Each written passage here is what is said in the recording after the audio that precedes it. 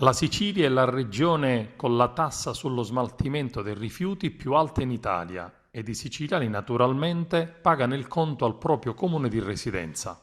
Meglio di così, la Sicilia è seconda solamente alla Campania ed infatti gli abitanti di 5 capoluoghi dell'isola sono nella classifica nazionale più tartassati in assoluto. I siciliani pagano il conto di gare sui rifiuti che vanno deserte.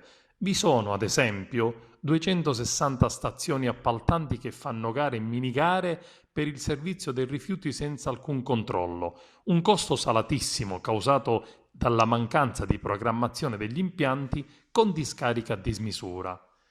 Cittadinanza Attiva ha pubblicato il dossier sulla Tari in Italia, la città nella quale si paga di più in media per una casa di 100 metri quadrati e 3 componenti è Catania, con 504 euro. Seguono Cagliari e Trapani. Nella classifica in Sicilia tra le peggiori ci sono poi, oltre Catania e Trapani, anche Siracusa, una media di 442 euro, Agrigento 425 e Messina 419.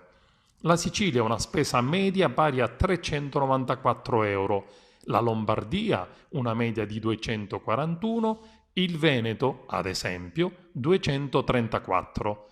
È chiaro che meno raccolta differenziata si fa, più sono alti i costi della raccolta e dello smaltimento dei rifiuti. Anche se la Sicilia paga un prezzo elevato per altri motivi, in sostanza la Sicilia non può mandare fuori i rifiuti se non a costi notevolmente superiori a quelli affrontati da altre regioni. Questo handicap avrebbe dovuto essere affrontato non adesso, ma negli ultimi 20 anni nella programmazione degli interventi. La Sicilia è l'unica regione che consente anche a singoli comuni di bandire gare in proprio, senza alcuna economia di scala e senza alcun collegamento con l'impiantistica per lo smaltimento. Chi paga il conto di tutto questo? Sempre e solo i siciliani.